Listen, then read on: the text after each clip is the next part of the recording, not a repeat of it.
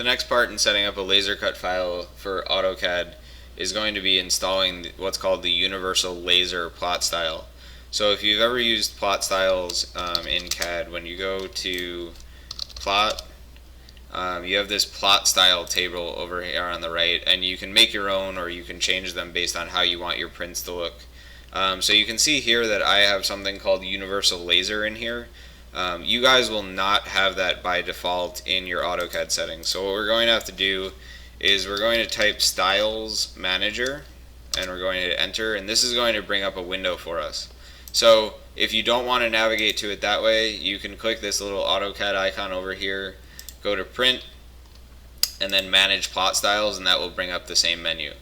So then what we have to do is we have to navigate to our shared drive, then go to Orgs, Digital Workshop, and Universal Laser. And what we can do is we can take this Universal Laser and we can drag and drop into this folder.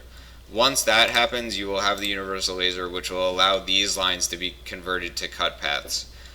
Without using the Universal Laser, you cannot send an AutoCAD plot to the laser cutter.